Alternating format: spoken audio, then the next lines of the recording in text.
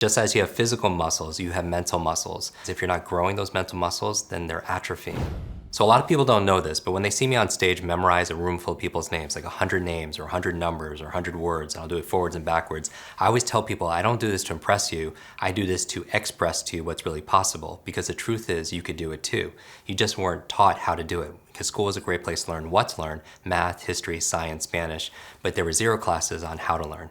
How to think, how to be creative, how to solve problems, how to listen, how to read faster, how to remember more. I always thought that it should have been the fourth R in school, reading, writing, arithmetic. But what about remembering? What about retention? What about recall?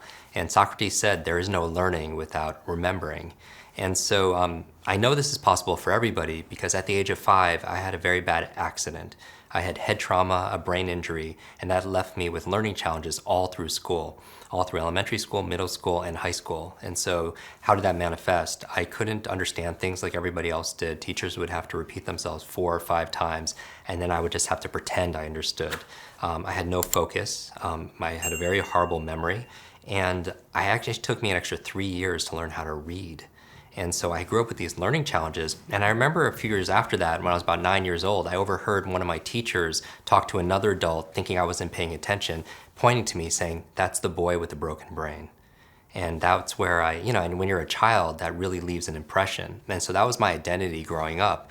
And eventually, when I got to college, when I was a freshman, I wanted to start fresh, right? I wanted a new start. I wanted to make my family proud, show the world, show myself that I really did not have a broken brain. And I took all these classes, and I actually did worse. And I was ready to quit school because I couldn't handle it anymore. And a friend of mine was saying that, "Hey, why don't you, going home for the weekend, why don't you come with me, get some perspective with my family before you tell your parents you're gonna quit school because you're a broken brain?" And I said, okay, and I go, and the family is pretty successful, and the father's walking me around his property before dinner and asked me a very innocent question, which is the worst question you could ask me at the time. Says, "How's school?" And I was like, oh my goodness. And I just start breaking down. I tell him about my broken brain, and I don't learn like everybody else does. And there's something different there. And he's like, well, why are you in school? What do you want to be? What do you want to do? What do you want to have? What do you want to share? And I noticed that questions really are the power of questions in our lives, to be able to ask a new question to get a new answer. And nobody's ever asked me that question before, so it took me a little while to answer. And then when I go to answer him, he pauses and he takes out a journal out of his back pocket, and he rips out a couple of sheets of paper and he makes me write it down. And I also noticed some of the most amazing minds out there, geniuses, they keep journals and they write things down. And they don't know if it's because they're geniuses that they write things down, or it's because they write things down in journals that they're geniuses. So it's interesting. Anyway, I write down this list. It's like a bucket list. And when I was done, I start folding up the sheets of paper to put it in my pocket. And he does something unexpected. He grabs the sheets out of my hand and he starts reading my dreams. He starts reading my goals, my deep desires. And I didn't realize that somebody else was going to look at it. And I don't know how much time goes by, but when he's done, he goes like this. He's like, "Jim, you are this close to everything on that list." And I'm thinking, there's just no way. He spreads his index fingers about a foot apart. I'm like, give me 10 lifetimes, I'm not gonna crack that list. And he goes like this, right to my brain, to my broken brain, right?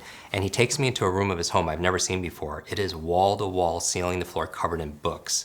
And for me, growing up with learning challenges, never finishing a book cover to cover, I have a phobia of reading, right? And it's the equivalent of walking into a room that's full of snakes for somebody who's afraid of snakes. And what makes it worse is this person starts grabbing snakes and starts handing them to me, right? All these books. And I started looking at the titles, and there are these incredible biographies of men and women in history and some very early personal growth books. And he says, "Jim, I want you to read one of these books a week." And I'm like, "Have you not been listening to our conversation? I have learning challenges. I have a broken brain," right? And he's like, then he says, "Jim," and I tell him about all my schoolwork and I have midterms, and he looks at me and he says, "Jim, don't let school get in the way of your education." And I didn't realize at the time it was a Mark Twain quote, but I said, "That's very inspiring, but I really can't commit to reading a book a week." And then he's a very smart man. He reaches into his pocket and he takes out my bucket list and he starts reading each of my dreams out loud. And something about hearing another man who's obviously doing well for himself, hearing my dreams being incanted out to the universe, really shook with my mind and my heart and my soul, something fierce. And a lot of the things on that list were things I wanted to do for my family that they could never afford or would never do for themselves. And with that extra leverage or motivation, and I talk about motivation is very key to be able to have a growing brain, to be able to fix your broken brain, is having the motivation and the drive to want to do that. And with that extra motivation, I agree to read 1 book a week. Fast forward, I'm back at school and I have a pile of books I have to read for school and a pile of books that I promised to read for my own improvement, and I can't keep up. So I don't eat, I don't sleep, I don't work out, I don't spend time with family or friends, any of that. I just live in the library, which is the worst recipe for fixing your broken brain, right? And it's not very sustainable. I end up passing out in the library and I fall down a flight of stairs. I hit my head again and I wake up 2 days later in the hospital. And at this point, because I wasn't taking care of myself, I was down to 117 pounds. I literally was wasting away. I thought I died. And when I woke up, another part of me woke up also. And that part of me thinking, what's going on? How do I fix this, right? And when I had that thought, the nurse came in with a mug of tea, and on it had a picture of Albert Einstein, a genius. He was the opposite of what I thought I was, right? He's got an incredibly bright and better brain. And had this quote on there on the tea that said, the same level of thinking that's created the problem won't solve the problem. The same level of thinking that's created the problem won't solve the problem. And it made me ask a new question. It's like, well, what's my problem? My problem is I have a very slow, broken brain. Well, how do I think differently about it? Well, maybe I could learn how to have a faster, better brain, right? And I put all my studies aside and I start studying this thing called my brain. I wanted to solve this riddle, how my brain works so I could work my brain, how my memory works so I could work my memory. So I poured myself into adult learning theory, brain science, anything having to do with memory or reading and focus and concentration. And after I started doing that, about 30, 60 days in, it's like a light switch went on and I started to understand things for the first time. I started to have better focus. I started to remember things better. I started to read faster. My grades improved and then my life improved dramatically after that. Now the reason why I'm here still today, this is 25 years later, is I couldn't help but wanting to help other people, right? And thinking it's so unfair that this wasn't taught and available to everybody because everyone's struggling and suffering more in this digital age than ever before with information overload and overwhelm, all the villains that are attacking our brain. And I started tutoring this, and one of my students, she was a freshman in college, she read 30 books in 30 days. 30 books in 30 days. Can you imagine what books she would read? And she wasn't just reading, she was absorbing it and retaining it and understanding it. And I wanted to find out not how she did it, I know exactly how she did it, but I wanted to know why, going back to human motivation again. And I found out that her mother was dying of terminal cancer, and the books she was reading were books to save her mom's life. Books on health and wellness from a lot of the experts that are in this series. And so I was blown away by that. And I remember 6 months later, I get a call from this young lady and she's crying and she's crying and crying and I can't get a word out of her. And I find out they're tears of joy and that her mother not only survived, but is really getting better. Doctors don't know how, they don't know why. They call it a miracle, but her mother attributes it 100% to the great advice she got from her daughter that learned it for all these books. And that's where I realized that if knowledge is power, learning is our superpower. So what is brain training and why is it important? What I believe is in today's day and age, our wealth is not based anymore on our muscle power, it's based on our mind power, right? It's not our brute strength, it's our brain strength. And so what I'm interested in working with clients is not, yes, mental intelligence. I want to get them to remember facts and figures and formulas and foreign languages. That's really important. And also, it's not just mental intelligence, we want mental fitness. Right? Just like as you're building your body, you're building your muscles, you want them to have energy, you want them to have strength and power, endurance, flexibility, agility, speed. Your brain is like that also. I want your brain can be trained for greater agility, speed, endurance, power, strength, all of that. And so that's really what correct brain training is going to help foster that, where you're going to be able to remember things, have greater focus, have greater retention, be able to take this information, because knowledge is not power, it's only potential power. It only becomes power when we implement it, be able to take that information and apply it and turn it into action. So my thing is this, we all could have better, brighter brains. And what it takes is, just as you have physical muscles, you have mental muscles. The challenge here is we're not using our mental muscles to our greatest ability. And so what happens if you're not growing those mental muscles, then they're atrophying. Right? If I put my arm in a sling for 6 months, it doesn't stay the same. It doesn't grow. It doesn't even stay the same. It grows weaker, right? And a lot of for our brains is what's happening there also as well. So I talk about superpowers a lot and superheroes, right? I think everybody has these innate mental superpowers of focus, of concentration, of creativity, and so on. But I think there are 3 supervillains that are attacking us on a regular basis that have never been here before. There's number one, there's digital overload. Right? They call it information fatigue syndrome, information anxiety, and what's the result? We have higher blood pressure, a compression of leisure time, more stress than ever, right? Or even if we have leisure time, we can't even enjoy it because our minds are still multitasking, thinking about all these other things. There's an epidemic of sleeplessness, right? Because of all this overload and overwhelm, there's so much information in the digital age, the amount of information is doubling at dizzying speeds. And how many people feel like they go out there and they buy books, right? And they buy all these books to help themselves, and it sits on the shelf and it becomes shelf help instead of self-help, right? There's so much information, emails and social media and app notifications and text messages and newspapers and magazines and so on. It feels like you're taking a sip of water out of a fire hose. And if knowledge is power, then it's not only power, it's profit in today's day and age, right? The faster you can learn, the faster you can earn. But the amount of information is doubling at dizzying speed. The president of Google says that the amount of information from the dawn of humanity to the year 2003, just a little over a decade ago, that amount of information now is created every 2 days online. So people are drowning in information, but they're starving for practical wisdom, right? And so if the amount of information is doubling like this, the challenge is how we learn it, how we remember it, how we read it is pretty much consistent. That gap creates a lot of stress and anxiety. So number one villain is digital overload. So the second challenge nowadays is digital distraction. Our brains are literally being rewired by our smart devices. One of the things I talk about are morning routines, right? And I think everybody has a to-do list. And I really think equally as important in today's modern day is you have to have a not to-do list. And on the top of your not to-do list, because the most successful people, the most productive high performers out there, they say no a lot, right? They say no to good to say yes to great. And one of the things you want to say no to is touching your phone the first hour of the day. And when I say that, some people flip out because they're so addicted to their digital devices. But I'll tell you 2 reasons why you don't want to touch your phone first thing in the morning. Number one, when you wake up first thing in the morning, you're in these alpha, theta brainwave states when you're most impressionable, right? And when you're doing that, if the first thing you do is touch your phone, you're literally going through and you're looking at getting your dopamine fixes on your likes and your shares and your comments and text messages. All those things give you a dopamine fix, and you're frying your brain. You're rewiring your brain for distraction, right?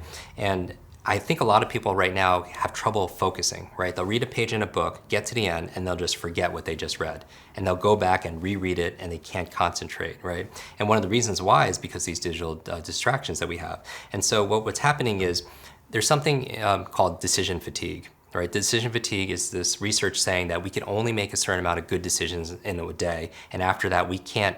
It could be the end of the day, we're at a restaurant, we're looking at a menu, and we can't decide what we want for dinner, right? It's that difficult. And they found this research working with surgeons in terms of when they're making the most mistakes and when's the best time for a patient to get operated on, and so on. And so we all have this decision fatigue. And that's why a lot of high performers, whether it's Mark Zuckerberg or Tony Hsieh, who runs Zappos, they wear the same sweatshirt, they wear the same t-shirt every single day because they don't want to waste one of their decisions deciding what they're going to wear that day, right? And so to the best of your ability for you to be able to manage and create routines in your life, because first you create your habits and then your habits create you. And so one of the habits you don't want to do is touch your phone because it wires you for distraction. But besides that, the second reason you don't want to touch your phone is because it wires you to be reactive. Because when you check your phone and you see your text messages and your emails, and these are all things that people want something from you, right? You have fires that you need to fight. It's training you to be able to react to people as opposed to waking up in the morning and having a clear plan for your day and being proactive about it and design it. I talk about the difference between being a thermometer and a thermostat. I think the quality of our life, the quality of our brain comes down to whether we identify more with the thermometer or a thermostat.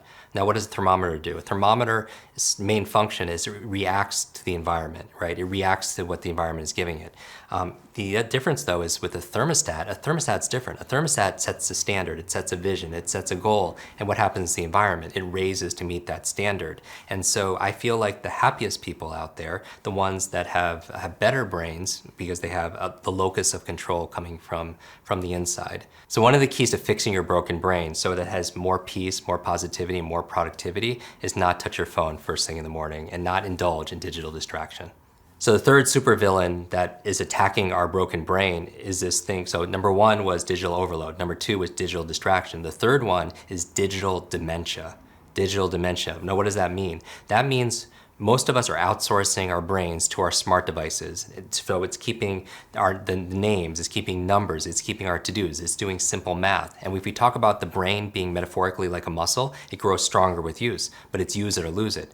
Now, how many phone numbers, for example, did you know growing up? How many phone numbers growing up decades ago, right? We knew every single phone number. How many phone numbers can we remember right now? Like 1, 2, maybe 3, right? And not that you want to be able to remember and have to study and remember, hundreds of phone numbers. You don't want to be able to do that, but we've lost the ability to do that. And so what digital dementia is saying is we're outsourcing our brains to our smart devices, so our brains aren't getting the natural exercise. And so our smart devices, in a way, are making us not so smart. So I think one of the big modern day challenges people have as they feel like that maybe they're suffering from a broken brain because senior moments are coming a little bit too early, or they'll read a page in a book and forget what they just read, or they feel absent-minded, right? They can't remember if they're in the shower, they can't remember if they shampooed their hair, so they end up doing it twice. Or they misplace things like their wallet or their purse or their cell phone. Have you ever found yourself calling your own cell phone, hoping you kept it on so it rings somewhere in your home? Or you misplace things like your keys, or if not your keys, something much larger like your car. You ever see the people outside in the mall parking lots using their car alarms, trying to figure out where they placed their car? And so these are the challenges that are attacking us on a regular basis. And one of the best ways to prevent brain aging, to keep your brain youthful and young, is by activating your brain. And here's two things, the benefits that come out of it. By using your brain more often, you actually can live longer. And so there was a study, it was on the cover of Time magazine, with these nuns, and it's like these super nuns. They were living well into their 80s, 90s, and above, and they wanted to find out, the researchers, like what do they attribute that to? And half of it had to do with their gratitude, their emotional gratitude and their faith, but the other half had to do is they were lifelong learners. Throughout their entire life, they were mentally engaged in conversation, in games, in reading.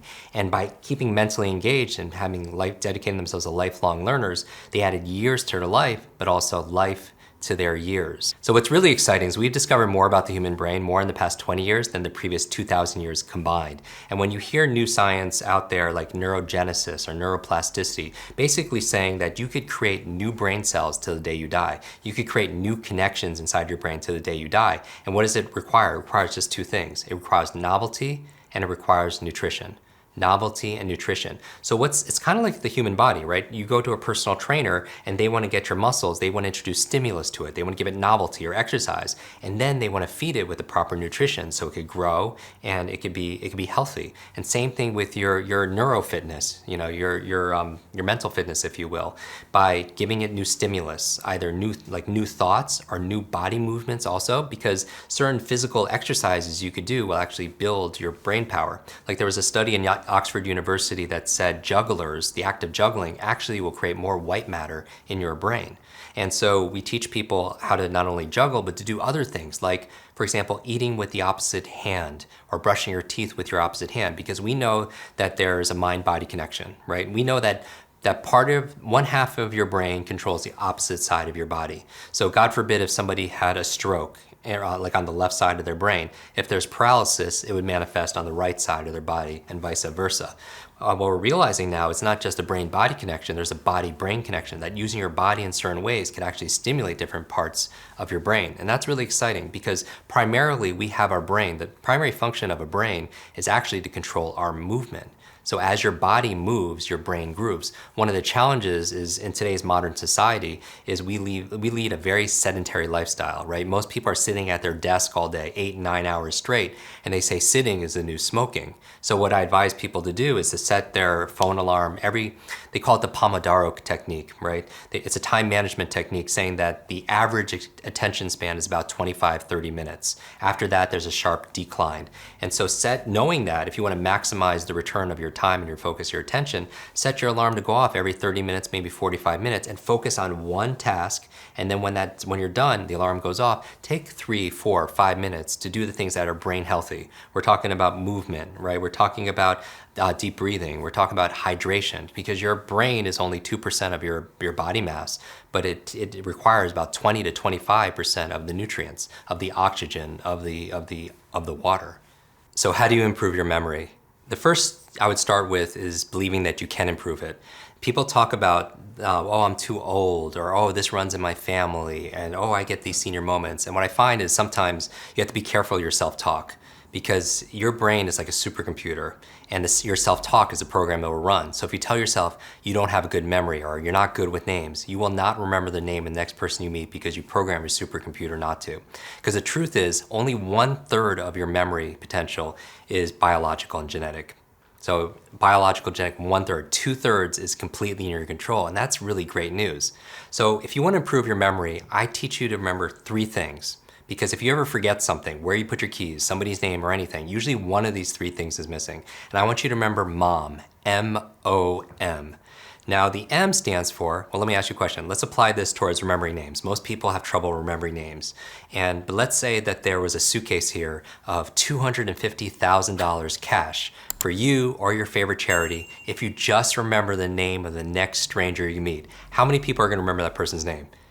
Everyone all of a sudden is a memory expert, right? So I want to point this out as your brain coach. It had nothing to do with your potential. It had nothing to do with your capacity or capability. It had everything to do with whether or not you wanted to or not.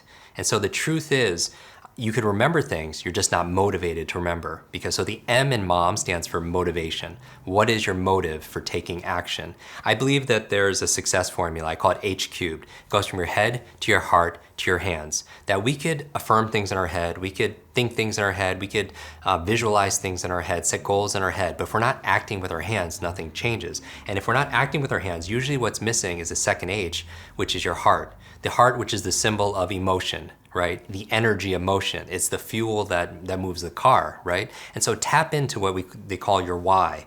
And so ask yourself, why do I want to learn this? Why do I want to remember this person's name? Very simple question. Maybe it's to show the person respect. Maybe it's to make a new friend. Maybe it's to practice these tools that we learned from this series. Because here's the thing, reasons reap results.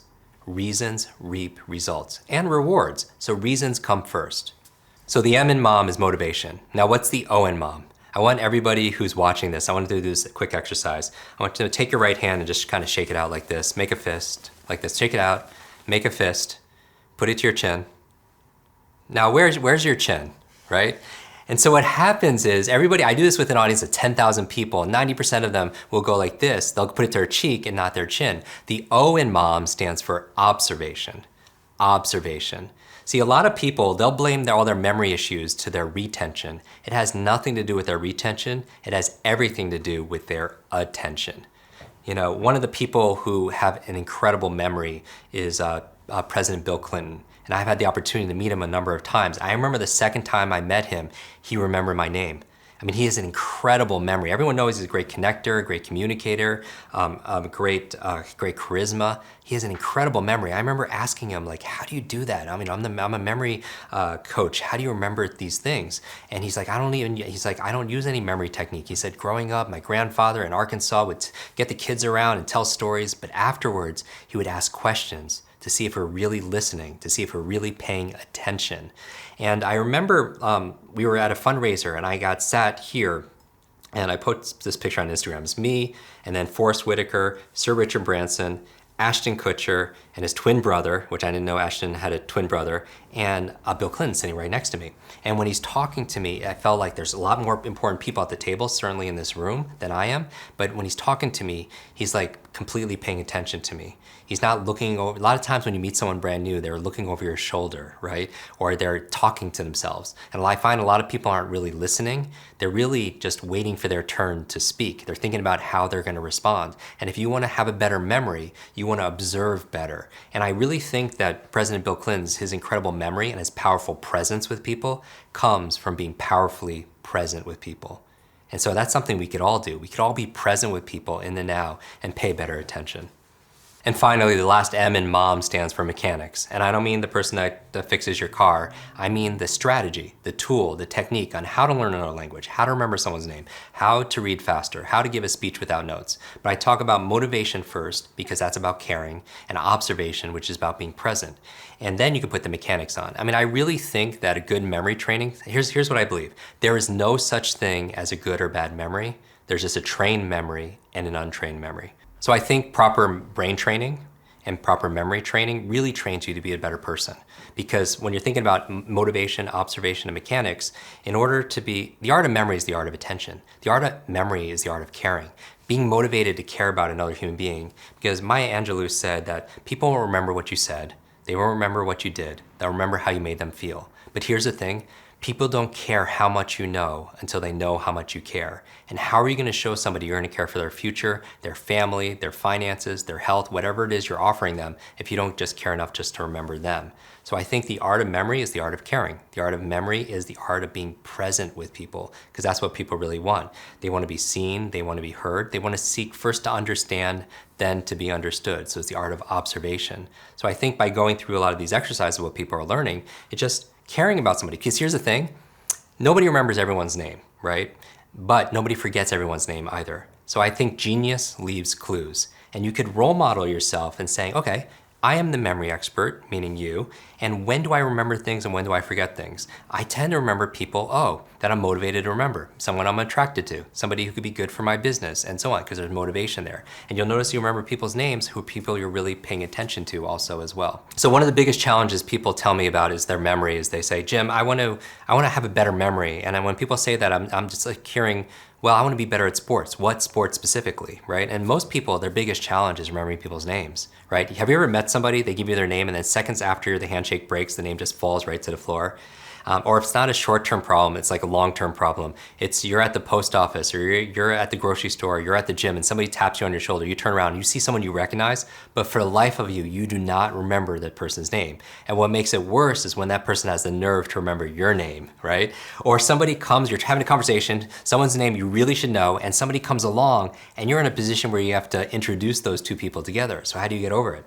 I want to teach you a really simple step on how to remember people's names. Really, 7 steps. You could use any part of the 7, it'll help you to remember names. I want you to remember to be suave. Be suave. And so next time you're at a networking function, you're at a conference, you're at a wedding, you're looking in the mirror, you're checking your makeup, you're checking your clothes, say to yourself, I'm going to be suave. The B stands for believe. Because if you believe you can or believe you can't, either way you're right. So you want to get rid of the automatic negative thoughts, because those are self-programs that are gonna self-destruct in your mind. The E in Be Suave stands for exercise. And I don't mean physical exercise, although one of the best brain hacks is physical activity. People who are more physically active will do better on mental acuity tests, they'll have better focus, they'll have a better memory. But I mean practice, because practice makes progress. Practice makes progress. So the bad news is it takes effort to improve your memory. The good news is it doesn't take as much as you think. And that's the good news. So I always tell people, I didn't say it was gonna be easy, but I did tell you it's gonna be worth it. And so after that, the suave, what do you do with suave? The S is you meet someone for the first time and then you say the name back to them, right? You say hello using their name back to them. The U in suave stands for use the name. Use the name in the conversation. You use it, but you don't abuse it. You don't say, hi, Bob, it's nice to meet you. Bob, do you want to grab some lunch? Bob, you want to talk about blah, blah, blah, blah, blah. That would be an abuse, right? But you want to use it 3 or 4 times in the context of the conversation. After that, the A in suave stands for ask. Ask. So what's everyone's favorite subject? It's not travel and it's not health, fitness, it's themselves, right? And this is a really great technique for people who have unusual names. Like most times you meet somebody, 80% of the time it's a name you've heard before, but maybe 10 or 20% of the time it's a new name. How do you memorize their name? Ask about it, right? What can you ask about a person's name? Oh, how do you spell it? Where is it from? Are you named after this person, right? What does it mean? And I remember I was doing a training for the country's largest life insurance company. It was about 100 or so people in the room, and the training director's name was Nankita. Nankita, I was like, wow, that's a beautiful name. How do you spell it? Where is it from? And I said, what does it mean? And she paused. I said, what does it mean? And she looked at her coworkers and she says, it means graceful falling waters. And I was like, wow. And based on her coworker's reaction, I was like, Nankita, how long you worked here? She tells me. And she's like, with all these people? She's like, yeah, a lot of them are good friends. They're at my wedding. And I said, raise your hand if you knew that's what Nankita's name meant. And out of a room of 100 plus people, how many people raised their hand? Not one person, right? And here's the thing, the reason why you want to remember a person's name is a name is the sweetest sound to a person's ears. I mean, think about the emotion that's connected to someone's name. Think about the first word that you learned how to write and how much love got associated, encouragement was associated with that. So you want to ask about a person's name. The V in suave stands for visualize, visualize. So what do I mean by that? How many people are much better with faces than they are with names, right? You meet somebody and you say, I I remember your face, but I forgot your name. You never go to someone and say the opposite. You never say, hey, I remember your name, but I forgot your face, right? That wouldn't make a lot of sense. And what happens is we tend to remember more what we see than what we hear. There's a Chinese proverb that goes, what I hear, I forget. What I see, I remember. And what I do, I understand. What I hear, I forget. I heard the name, I forgot the name. What I see, I remember. I saw the face, I remember the face. What I do, going back to practice and exercise, I understand. So if you tend to remember what you see, then try seeing what you want to remember. And this is kind of a more advanced technique than what most people do when they forget their names. How many people do this? They go through the alphabet. Does it start with an A? Does it start with a B? Does it start with a C? And they get really nervous and scared when they get to like W because there's not a lot of letters past that, right? But does it sometimes work? Yes. Sometimes D is like, oh, it's David, right? And instead of that, what we're gonna ask you to do is I want you to take the person's name and turn it into a picture. So if a person's name is David, my picture for David is a slingshot. Why? David and Goliath. Imagine you're meeting David for the first time and you do imagine in the privacy of your own mind, you're not sharing this with David, you just hit him in the nose with a slingshot, right? And that represents David. Because what'll happen is, 30 minutes later when you're saying goodbye, you're like, what happened to that guy? Oh, I shot him in the nose with a slingshot. What's his name? David. So a person's name is Mark. Imagine you're putting a little check mark on his forehead. A person's name is Mike. Imagine they jump onto the table and start singing karaoke on a microphone, right? To remind you of Mike. And you're like, that's so childish, Jim. But who are the fastest learners on the planet? Children, right? How fast can a child learn a musical instrument compared to adult? How fast can a child learn another language compared to adult? And so they use their imagination. They make fun of people's names. Most children made fun of, 80% of my friends got made fun of their names, right? That's how children learn, through this source of imagination.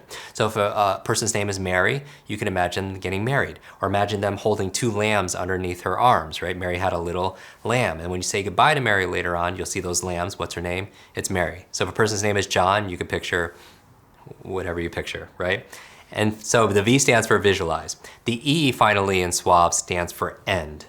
End. Because if you could walk into a room and end saying goodbye to every single one of them by name, who are they all gonna remember? They're all gonna remember you, and that's unforgettable.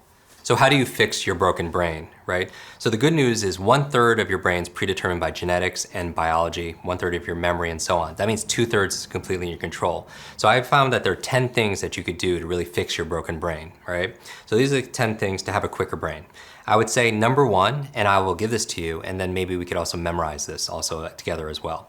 So number 1 is a good brain diet. A good brain diet, because you are what you eat. Literally what you eat becomes you. And so what's good for your brain? We know the foods that are good for your brain are things like avocado, blueberries, right? Broccoli, coconut oil, salmon, you have green leafy vegetables, you have all these things that are really good for your brain. And so you want to eat good food. So a good brain diet. Number 2 is getting rid of your negative thoughts. Getting rid of your negative thoughts.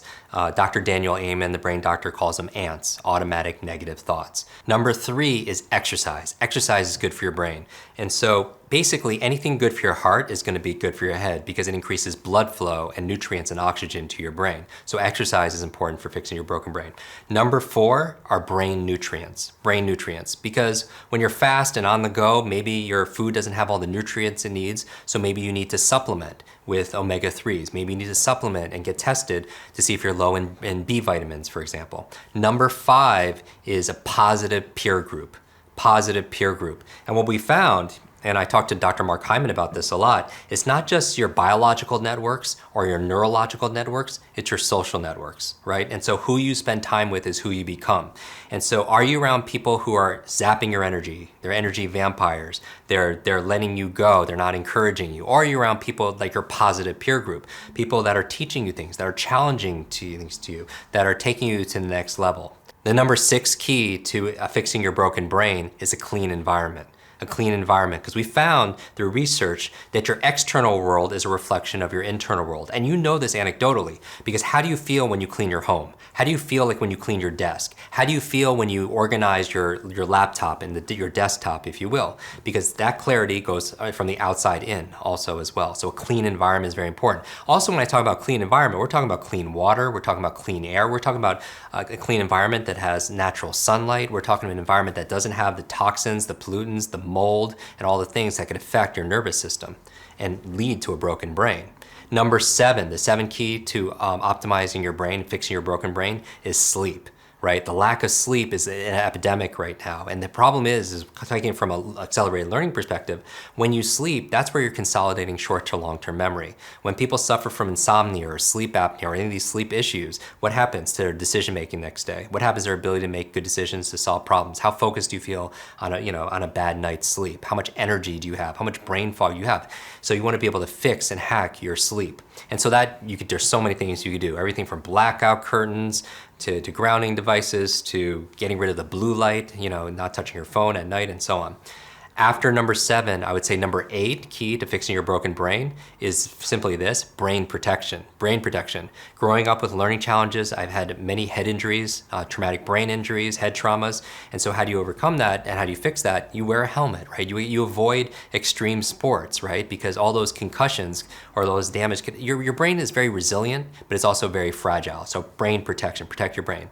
Number 9 key to fixing your broken brain is new learnings. And that's obvious for anyone who's joining us for this conversation, because I feel like we're kindred spirits because you have these growing brains already. But new learnings is where you create neurogenesis, neuroplasticities, and the more you learn, the longer you're gonna live, the more fulfilling it's gonna be. So challenge your brain, that's how you create new connections.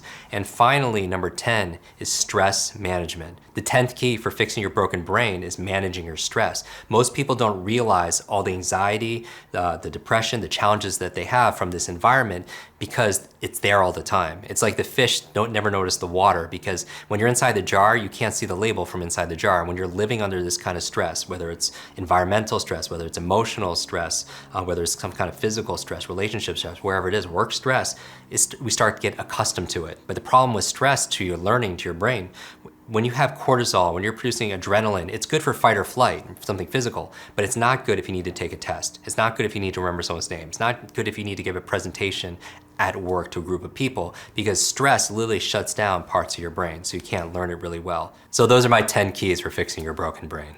So now I want to give you what I call a quick recall technique for memorizing this list of 10 things to fix your broken brain. So this is a 2,500-year-old memory technique. It's an ancient memory technique attributed to the ancient Greeks. And the story goes, there was a Greek orator named Simonides, and he was giving a poetry reading. And when he left the building, something really tragic happened. The building collapsed, and it killed everyone that was remaining. And he had the responsibility, being the lone survivor, to come back and help the family members identify their loved ones. And he was able to do it, though, based on where he remembered them sitting in the room. And what we discovered through this is that we remember where things are. Because as hunter and gatherers, we didn't need to memorize numbers and words and all those things. What was more important is we need to remember where the good soil was, where the good food was, where the clean water was, where the enemy tribes were, because that was our survival, right? And so what we're learning is that we store information in different locations unconsciously in our environment. And so knowing that, what you want to do, a great memory technique for people who want to remember anything from a grocery list to giving a speech without notes. Like, have you ever wanted to go in, you ever wonder how those, we get to train a lot of TED speakers, right, to give those 18-minute talks. And you ever wonder like how people memorize the speeches, or how actors memorize their scripts and so on. And one of the ways they do it is through this technique. And so let's say you have 10 key points you want to give on stage or at your next meeting, right? And I think it's very important for people who are watching this series to learn with the intention of teaching it to someone else. One of the best accelerated learning principles there is to teach what you learn to somebody else, because when you teach it, you get to learn it twice. When you're learning it with the intention of teaching it, you pay better attention, you ask better questions, you take better notes, you make it personal to yourself to be able to express it to somebody else, right? So I'd recommend everyone do this for this exercise. Now, we're gonna take a location. Most people use their home because they're most familiar with their home, but because everybody's here who's watching this, their home is different, I'm gonna take a different location. I'm gonna take your body, because everyone's body is the same, right? We have similar parts. And I'm gonna take 10 places on your body, and we're gonna name them together. And when I'm done, I'm gonna take the 10 keys to fixing your broken brain, right? A good diet and getting rid of negative thoughts and exercise. And we're gonna put the first key in the first place, the second key in the second place, the third key in the third place. By the way, if you ever found yourself saying in the first place this, and the second place that, and the third place that, like you're in an argument, that languaging came from this 2,500-year-old memory technique. Now that technique has almost disappeared, we're bringing it back, but that languaging is still there, okay? So let's do this together. I want everyone to take a deep breath, and I'm gonna name 10 places on your body. We're gonna do it together. I want you to say it, I want you to touch it, and see it if you can. So number 1 is the top of your head. So everyone say the top of your head. So number 1 is what? Top, right? Number 2 is your nose. So everyone say nose. So say nose out loud. Great, nose. 3 is your mouth. So 3 is your mouth. Everyone remember 3 is mouth. We're just going down the body. 4 are your ears. 4 are your ears. 5 is your larynx, right? Your throat. 6 are your shoulders. 6 are your shoulders. 7 is your collar. 8 are your fingers. So 8 are your fingers, where are your fingers. 9 is your belly. 9 is your belly. And 10 is your seat. 10 is your seat. So let's see if we can remember this. Number 1 is the top. Number 2 is what? Your nose. Number 3 is your mouth. Number 4 are your ears. Number 5 is your larynx. 6 is your shoulders. 7 is your collar. 8 are your fingers. 9 is your belly. And finally, 10 is your seat. So those are your 10 places. Now, if we wanted to remember, like, let's say, a grocery list, maybe you're in the shower or you're driving and somebody calls you up and saying, hey, we're gonna have a party tonight. You know, it's all about fixing your broken brain and I want you to go to the health food store and pick up these 10 things. You can't write it down because, you know, you're driving or in the shower, or I don't know why your phone is in the shower and people are calling you to shower, but what you could do is say, okay, avocados. Put avocados on the top of your head, right, if you wanted to. Oh, blueberries, right? I call them brain berries. They're coming out of your nose, right? Oh, 3 is coconut oil coming out of your ears, right? And you're like, oh, that's so childish. Who are the fastest learners, right? Children learn through imagination and play.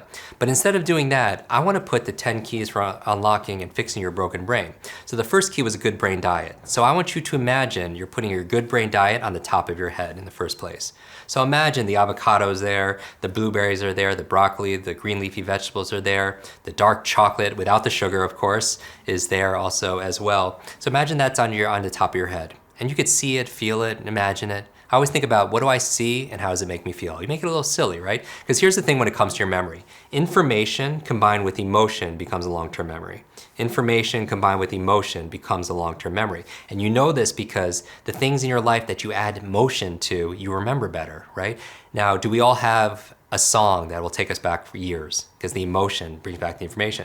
Maybe it's a scent, a cologne or a perfume. Maybe it's a smell like of growing up, you know, as a childhood favorite food. It brings you back years or decades because information combined with emotion becomes a long-term memory. So how do you make this emotional, right? The second place is your nose, right? And so the second key for fixing your broken brain is this thing called killing ants. Automatic negative thoughts. Get rid of those negative thoughts. So how do you kill ants? Imagine ants coming out of your nose and you're killing them, and you would never do that, but it's always impressionable. It's always unforgettable, right? The third place, right, is your mouth. And I want you to imagine using your mouth to exercise, right? So maybe you're doing push-ups on your mouth. That's to remind you exercise is good to fix your broken brain, right? So maybe you're doing like lip exercises or something silly like that. The fourth place are your ears, right? And your ears, I want you to remember brain nutrients. That's the fourth key for fixing your brain. You want to substitute with the essential nutrients that you need to fix your brain. And so what I would say is imagine coming out of your ears are these brain vitamins, okay? Brain vitamins. And then finally, as we get to the second half, number 5 is your larynx. And 5 is your larynx, and that's your positive peer group, your happy friends, right? So what are they doing? Maybe your positive peer group's coming here and they're putting little happy faces on your larynx, right? Like those yellow little smiling faces right there. And you see them there and you feel them there. Kind of silly, doesn't make sense, but that's what makes it memorable. And we're halfway there. So by the way, can you remember this? Number 1 is what? You go to the top of your head and there's a good brain diet, right? Number 2, you go to your nose, and what's going on with your nose? You're killing ants. Number 3, you're going to your mouth, and what's going on with your mouth? Exercising, right? Number 4, what's coming out of 4? Your brain nutrients. And number 5 is your happy friends, right? Number 6 here are your shoulders. And we remember 6 on the list was a clean environment. So I just want you to imagine looking to your shoulders left and right, and somebody there is mopping, on the other side somebody is vacuuming, and that's what you remember. You look at your shoulders, you see that. That's number 6. Number 7 is your collar. And I want you to remember for number 7, that is to remind you of sleep. So I just want you to imagine on your collar you have a necklace made of like a hammock. Like you have a hammock here, you're taking a really nice rest here, you're sleeping, hammock. Number 8 is your fingers. And the 8th tip to fixing your broken brain is brain protection. So I want you to imagine looking at your fingers and you're wearing helmets. So maybe they have a helmet for each of your fingers, and maybe it's your favorite sports team, right? And on your fingers, you see that, right on your fingers, brain protection. Number 9 is your belly, and I want you to remember 9 is new learnings, new learning. So what represents new learnings? A lot of people think of books, right? So imagine you have a whole bookshelf on your belly, a whole bookshelf with your favorite books on your belly. And then finally, number 10 is your seat, and 10, you want to remember stress management. So how do you relieve stress? Maybe some people get a massage, maybe they do yoga, maybe they drink 1 glass of red wine or whatever it is. So just associate that with your seat. I don't want to know what your image is, but just imagine that as number 10, okay? So now you are on stage, or you're on camera, or you're talking to your friend, and you're just like, I watched this video. It's so awesome. Can I show you something? There are 10 keys for fixing your broken brain, and these are the 10 keys. And just literally go up your body, and down your body. Number 1 is a good diet, right? Number 2 is killing ants. What's number 3? Say it out loud. Number 3 is exercise. Number 4, coming out of your ears, is what? Brain nutrients, brain vitamins. Number 5 is your larynx, and what do you have? Happy stickers, your happy friends. Number 6, what's going on your shoulders? Oh, people are cleaning, so that's your clean environment. Number 7, what's going on your collar? There's a big hammock there to remind you of sleep, very good. Number 8 is your fingers. What's on your fingers? Helmets, right? Brain protection. Number 9, you have on your belly a bookshelf to remind you of new learnings. And finally, number 10, you have stress management. And those are the 10 keys. That's how you memorize the 10 keys for unlocking and fixing your broken brain. So one of the most important keys to fixing a broken brain, to have a better, brighter brain, is to control your routines, meaning control your habits. Because first you make your habits, and then your habits make you. And I think what's most important in your day is to really start your day off right by jump-starting your brain. So I have very specific morning rituals I do every single day that really jump-start my brain and also jump-start my day. So the reason why you want to focus on the first hour of your day is because if you can win the first hour of your day, you can win the entire day because you get positive momentum right throughout the entire day. And so this is what I do every single morning. The first thing I do when I wake up, I do go through a process of remembering my dreams. And this is the reason why a lot of people would want to do this. Most of the times when you wake up, you have these dreams of inspiration, things that could really solve some of the problems you have. Because when you're going throughout your entire day at work and through your life, you're solving problems, right? You're learning new things. But when you go to sleep, your mind doesn't stop. Your subconscious is still working on those problems. The challenge is when you wake up, you often forget what those answers are. And throughout history, our world is a reflection of a lot of the things that created in our world actually were birthed in someone's dreams. So for example, art, literature, science. For example, Mary Shelley came up with Frankenstein in a dream, right? Paul McCartney came up with Yesterday in his dream. Elias Howe created the sewing machine in a dream. For example, the scientific method, the periodic table, that framework was created in a chemist's dream, right? So what are we thinking about? So when I wake up in the morning, the first thing I do is I go through a process of remembering your dreams. And I just want you to remember this. Remember the acronym DREAMS. I use a lot of acronyms. DREAMS, right? The D stands for first decide. Decide the night before that you're going to remember your dreams, because decision is like incision. Incision means to cut. Decision means you're cutting off from the possibility that you're not going to and you're going to, right? So first decide that's something that you want. The R in dreams is record. Record. And I mean keep a dream journal. Keep a dream journal by your bed. And if you wake up in the middle of the night, have one of those little light pens and write down your dream. Write down your dream. So you're recording, it'll help you remember it. The E in dream stands for eye. And what I mean by your eyes is keep your eyes shut. And so this is not in a very specific order, but what you do is you train yourself when you first wake up to keep your eyes shut, because usually the reason why a lot of people forget their dreams is they open their eyes and they get distracted and they forget their dreams. So keep your eyes shut. The A in dreams stands for affirmations. Affirmations. And so throughout the day or even at night, what I'll say to myself is, I'm gonna have good dreams. I'm gonna have peaceful dreams. I'm gonna remember my dreams. And those affirmations are very powerful because your brain is like a supercomputer and your self-talk is a program to run. So you say, I'm gonna remember my dreams. It's kind of like, have you ever had to wake up at a specific time for a very specific meeting early, right? And you set your alarm for 5:30 and you wake up 2 minutes before the alarm goes off. That's because you had the intention or you set that affirmation to do so. And so you could do that also, that you're gonna have positive dreams and you're gonna remember your dreams. So that's your affirmation. The M in dreams stands for manage. And what are you managing? You're managing your sleep. All right, so we teach a number of brain hacks to be able to manage your sleep, but make sure that you have, for example, you're in a room that's completely dark, right? You have blackout curtains, because even the light on an alarm clock could keep you from getting a restful sleep, right? So you want to, for example, keep it completely black. You'll manage your sleep. And then finally, the S in dreams stands for share. You want to share your dreams. You want to celebrate your dreams. You want to talk about your dreams to others throughout the day, because if that's an intention point for you, you're going to start paying attention to it while you're dreaming, all right? And so the first thing I do when I wake up, my morning routine, I remember my dreams. The second thing I do in my morning routine is I actually make my bed. I make my bed. And you're like, Jim, why do you make your bed? How's that good for a good brain? I'll tell you a couple of reasons. First of all, you want to start your day with excellence, because I believe how you do anything is how you do everything in life. And so you want to take a couple minutes, make your bed, make it perfect, and you start with a success, because success breeds success and it creates positive momentum. The other reason why you want to be able to make your bed is because, again, how you do anything is how you do everything. You want to build some positive momentum and carry that excellence on throughout your day. The other reason also is when you come back at the end of the day, you come back to success, right? You come back to a win, and that's very important. Another thing I'll do first thing in the morning is I'll take a cold shower. I take a cold shower. We know that like when you hit your knee, you put ice on it because it reduces the swelling, it reduces the inflammation. We know top athletes like Michael Phelps take ice baths because it reduces inflammation. Inflammation in your body leads to disease and obesity and all these big challenges. So taking a cold shower, not only does it wake you up, right, but it helps to lower the inflammation in your body. From there, I'll brush my teeth. And I brush my teeth, and I bring this up, you're like, Jim, obviously I would brush your teeth. I would encourage you to actually practice brushing your teeth with your opposite hand. And these are little exercises you could do that stimulate your brain, because everything I'm talking about helps to wake up your brain and build on success. So using your opposite hand forces you to put your mind into your muscle. And we find that the best exercises that you could do that build your brain power, things like juggling, things like ballroom dance, things like martial arts, things like music, that requires you to use both hands, be ambidextrous. So brush your teeth with the opposite hand. From there, I'll go into the kitchen and I'll have a tall glass of water, and that's obvious, but when it comes to your brain is, again, 2% of your body weight, but it requires 20 to 25% of the nutrients, and you use a lot of water like when you're sleeping, so you want to replenish that. That's when I take my probiotics, because so important. Gut health is so important because your gut is your second brain, right? That microbiome. And so you're drinking lots of water, you're replenishing your probiotics there also as well, because you have a high concentration of nerves in that area.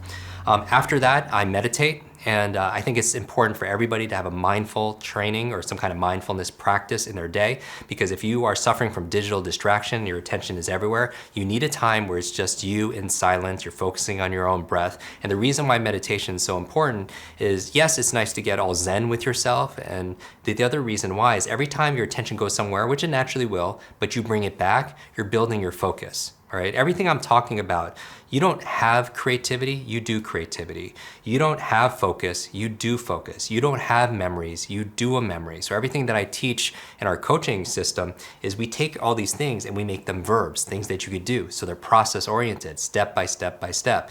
And so what I'm saying with here, you build your focus muscles, because every time you bring your focus back to yourself or to your breathing, you build that fitness.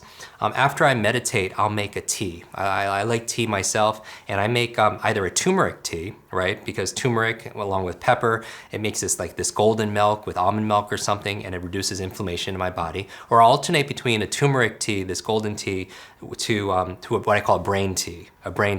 So I'll take Ayurvedic herbs. I'll add ginkgo or gotu kola or lion's mane into a tea, which are all good for your focus and your memory and your attention. And I'll put some honey, if some people like honey, or some kind of sweetener in there that's not sugar, right? And then I'll add some kind of fat in there also as well, and that'll be my brain tea. And when I'm drinking my brain tea, what I'm doing, my next activity is I'm journaling, right? I'm journaling. And the reason why I'm journaling here is I'm writing 3 things that I'm grateful for, because I think gratitude is the ultimate emotion. And I also feel like, okay, so there's 4 keys for having an incredible mindset, like an incredible mindset, the opposite of a broken brain. I'll give you those really quickly. Number 1 is a growth mindset, right? You always have to be growing, because if you're not growing, you're dying, right? Nothing stays the same. So your brain has to always be new learnings, otherwise it's slipping, right? You're green, you grow, you're brown, and you rot. So you always want a growth mindset. The seminal work on it is called Mindset by Carol Dweck. The other thing you want to build is your grit. The second G is your grit. And what I mean by that is your perseverance, your resilience. So I remember I was there was a big boxing match that was going on, and it was the largest one for the decade, right? And I get a call from Sylvester Stallone saying, "Hey, do you want to watch the fight at my home?" And I'm like, "Yeah, I totally want to watch a boxing championship fight with Rocky," right? And I have mixed feelings as I'm watching this fight. I'm sitting on this couch, and it's me, Sylvester Stallone, and Arnold Schwarzenegger. And I swear, if somebody took a picture of that couch, people would be like, "Who photoshopped that Asian dude in that photo?" But we're watching this fight, and I have mixed feelings because I'm all about brain protection, right? I've had traumatic brain injuries and concussions, and you have to protect your brain. And yet I'm very curious about competition and how it takes us to the next level, right? And afterwards, I remember asking Sly and Arnold, I was like, what does it take to be a champion at that level, right? What's the difference between an amateur and a champion? And Arnold looks at me and says, "Jim, the difference between an amateur and a champion is the champion can push through the pain period. The champion can push through the pain period." Meaning that if you're gonna go work out and you wanna build a muscle and you're doing 10 reps or curls, like the curls that you want to least do are probably 8, 9, and 10. Right? The ones you don't want to do. But if you use grit, going back to grit, and you push yourself through it, those are the same ones that are going to give you the most growth, right? And so I think that I believe in the maxim that if you do the easy things all your life, then your life is going to be very hard, right? But if you do the hard things in your life, then your life is going to be easy. So you want to build your grit. The other reason why I take cold showers is I don't like cold showers. I don't like ice baths, but I do it because, oh, can I do another 30 seconds? As long as it's safe, because I build my grit, right? So it's growth, it's grit. The third G, I would say, for like the superhero mindset or a really great mindset would be this thing called giving. Right, giving, because we grow so we have more to give. And I think everything in the environment either grows or it dies, and everything gives back to the environment or it's eliminated or it becomes extinct. So we're here to be able to give, but we have to grow also. It's not martyring yourself, it's you. I always tell people self-love and self-care is not selfish, right? So you have to grow so you have more to give. And finally, the fourth G I would say is gratitude. Gratitude, because gratitude is the ultimate emotion. And that's why when I'm writing down going back to my journal, my morning routine, I'm writing 3 things that I'm most grateful for, right? Everybody talks about a vision board and the things that they want to be, do, have, and share, but I'm more passionate about not my vision board, but my gratitude board, the things that I'm most grateful for. And if people say like, oh, I don't have a lot to be grateful for, or I'm not, wealthy or anything, I would say, I'd ask a different question. I would say, for me, gratitude, it has nothing to do with like financial wealth. I would ask yourself, how many things in your life do you have to be grateful for that money can't buy? All the things that we have that money can't buy, that would go on to my journal, right? So I start my day with 3 things that I'm grateful for because I feel like I can't build on it unless I'm grateful for what I already have. And then I write 3 things that I want to accomplish that day professionally and 3 things personally, and that's it. Because everybody has a massive to-do list with dozens or hundreds of things that's there every single day. I found that the high performers, the people that are really working their peak brain, they don't focus on all 200 things that they need to do. They focus on the 3 things that are gonna make the biggest difference in their life, personally and professionally, and they get those 3 things done and they thrive. After I do that, I do 2 to 3 minutes of just intense movement, meaning I do burpees or I do push-ups or I do sit-ups or I do jumping jacks, just to get my heart, that's not my exercise for the day, but gets my heart pumping, gets blood flow going into my body. From there, I make a brainpower smoothie, right? And Jim's like, wow, that's a lot of stuff. I'm saying you don't have to do everything, but as much as this you could do, you really jumpstart your brain. So we talked about great foods for your brain, right? We talked about avocado, we talked about blueberries, we talked about dark raw chocolate with no sugar in it. We talked about green leafy vegetables. I'll put like most of those ingredients into a blender and I'll just blend it up and that's my brain smoothie. And when I'm drinking my brain smoothie, I pick up a book to read. And I think this is so important. I work with a lot of actors, teaching them to speed read scripts, memorize their lines. And I remember I spent time with Will Smith, right, on set. And 2 things I got out of this. I got, number 1, we were shooting from 6 p.m. to 6 a.m., which is insane, right? Imagine having to adjust your sleep schedule and be ready and everything else. And I remember asking him this question. I was like, how do you get ready at 3 o'clock in the morning, get prepared to go in front of all these cameras with hundreds of millions of dollars behind this movie? How do you show up like that and be prepared? And he's like, Jim, I don't have to get ready. He's like, I stay ready. And I'm like, wow, that's a superhero mindset, right? But besides that, we were talking about how we keep ourselves fit. And he's like, Jim, I do 2 things every single day. I run and I read.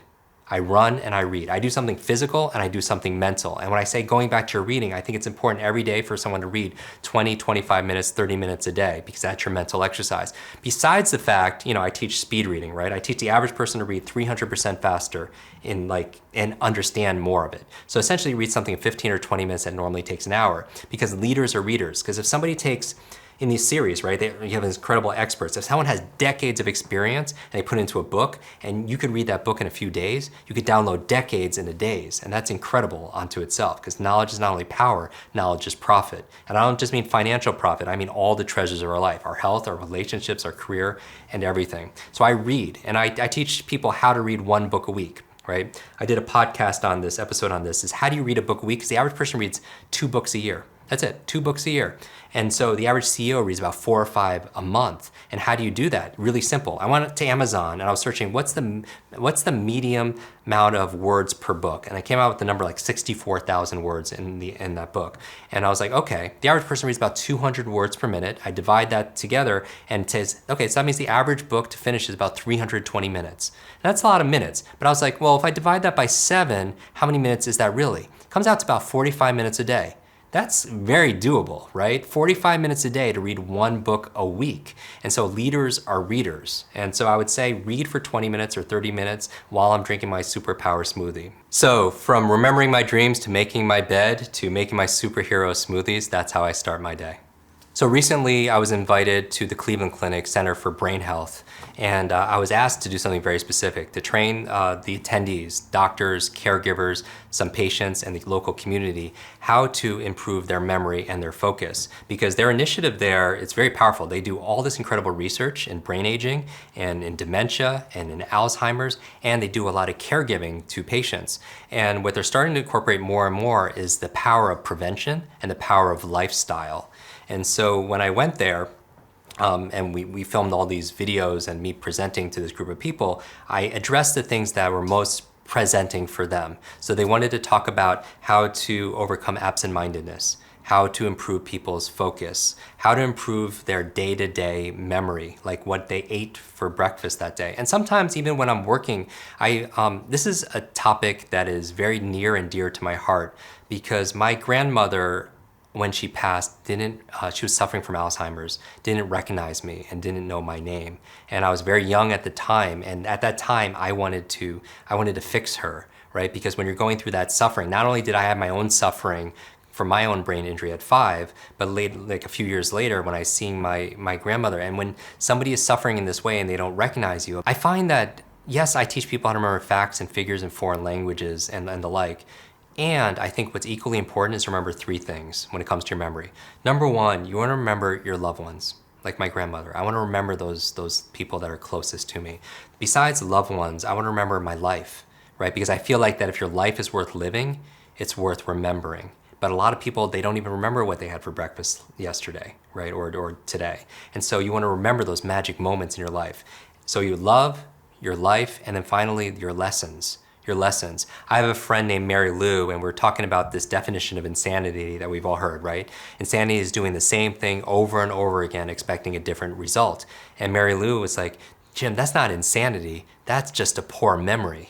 And what that means is some people repeat mistakes in their life. They eat the same bad food, or they get in the same bad relationship, or they make the same bad investments, or they hire the same bad people because they don't remember the lessons in their life, the pain and the problems. And so I think that's one of the reasons why it's important to have a good memory. And so what I was doing, and I remember even as I started training this and learning these skills, because I believe there's no such thing as a good or bad memory, there's just a trained and an untrained memory. And I would go to spend time with seniors, and I would teach them these methods. And even at the Cleveland Clinic, I was talking to patients, and sometimes I would teach a technique and talk about a lifestyle hack that's gonna help them to remember more. But sometimes I just got them to talk and tell stories and polish off those memories. Because I think one of the keys to immortality is first living a life worth remembering. What would my advice be to a parent who's watching this that wants to help their children? Maybe their children they're struggling with learning, or they're struggling with their own broken brain, or they're struggling in school, like I was when I was a child. I would start with this. It's not how smart, the question is not how smart your children are, it's how are they smart. It's not how smart they are, it's how are they smart. I find that with children, having worked with a lot of children in this, helping them with their focus and their memory and their reading abilities and such, everybody has a preferred way of learning, first of all. And so it's nice to be able to honor that sometimes in our traditional school system, they only reinforce two kinds of education, like it's like mathematical or verbal linguistic, right? Like standardized tests. And I'm saying that you are not your IQ. That IQ is actually being highly disputed, that your intelligence is not fixed like your shoe size. So no matter where your children are, they can have growth. Okay, so I'll come from that kind of belief. On top of that, I would say that it's not just honoring and valuing two kinds of intelligence. There's other kinds of ways that children are smart, right? And so, for example, and adults. So it could be verbal, linguistic, and it could be mathematical. But also another form of intelligence or genius is visual spatial. I mean, these are the great artists, right? These are the great architects, and that's equally important as anything else, as somebody who's great with words and great in math. Another form of intelligence is interpersonal intelligence, meaning maybe that child is really great with other children, right? And they have great connections, and they're a great communicator and such, so interpersonal. I would say another form of intelligence is intrapersonal, where interpersonal is self to others, intrapersonal is self to self. I think an incredible superpower is self-awareness. I think you can only be happiest, for me, I think, is if you know who you are and if you be who you are. Meaning you have the curiosity to know yourself and you have the courage to really be yourself. So intrapersonal intelligence is very important. On top of that, musical intelligence. Maybe your child is really, maybe they have trouble with learning math or learning languages or something like that, but they have a great musical gift, right? These are future musicians and singers and so on, and songwriters and so on. And then maybe also there's kinesthetic intelligence. Some people might have challenge with math or maybe with music, but they have incredible intelligence in the human body. And these are your athletes, these are your dancers, right? People that can move their body in ways that other people can't. So I would say I would start with working with a child. It's not how smart they are, it's how are they smart. And maybe they have other areas of intelligence. The other thing is, if I ask everybody to write down on a piece of paper your first and last name, and people could do this, they write their first and last name, and if you're watching this and you're able to do that now, and then switch over to your opposite hand and write your first and last name under it with your opposite non-dominant hand. And I think for the most part, that second time, so the first time it's faster, the quality is better, and it's more comfortable, right? But the second time, it takes longer, it feels a little weird, uncomfortable, and the quality is not quite as good. Sometimes what happens is when you're normally interested or your children are normally interested in a topic but they're not getting it, sometimes they're trying to learn it with the opposite hand, meaning it takes longer, the quality is not as good, and it feels uncomfortable for them. Because maybe the way the teacher prefers to teach is different than the way the student prefers to learn, and it's like two ships passing in the night, and they don't even see each other, and there's no connection, and then there's no learning. So I think as you're a parent working with a student, honor their difference because their difference is what makes them special. Honor their specific learning styles. Some people love to learn by basing on what they see. Other people like to learn by reading something. Other people prefer to have a discussion over it. Other people like to roll up their sleeves. They're kinesthetic learners and they need to move around. And so it honored that individual. This was more like a whole self-learning, right? Where we're not treating everybody as assembly line, one size cookie cutter fits all kind of situation. The other thing I would say is really encourage them in the 10 things when I'm talking about lifestyle hacks, meaning give them the good diet, optimize their brain, right? Fix the hardware, fix that broken brain, give them the right diet, help them with their negative thoughts, make sure they're moving every single day because children now, they don't have their recess. Like a lot of that stuff is being taken out of schools, they're not moving, right? I want to create an initiative where, classrooms are required standing desks because they say that sitting is the new smoking. Right? And being sedentary, so you have to be able to move around. So make sure that they're moving, make sure they're around positive peers, make sure they have a clean environment, all the things. Make sure they're getting sleep. Make sure they're not spending too much time on their digital devices because that's rewiring children's brains. You see these children out in restaurants or everything else, like you can't take them off those iPads. Right? And they're really rewired. So I would keep the negative influence, the EMFs, the toxicities, check your environment for environmental mold and all the toxins that could be affecting your children. For me, I like to do a lot of blood work and stuff and see food sensitivities, right? Functional medicine, to have a good functional medicine doctor, because you don't know if you're feeding your children foods that are irritating them, that they have allergies for, that's making them tired and helping them that's distracting them, that's helping them to spread out their focus. All those things matter. Everyone always wants to know what the magic pill is. There is no magic pill, but they're magic processes. And you have to do every single thing to be able to fix your broken brain. If you love that last video, you should check out the next one for sure on getting to the root cause of all disease. The moment you can become conscious and familiar with those states of mind and body, if you keep becoming familiar with it, if you keep becoming conscious of it, you won't go unconscious. So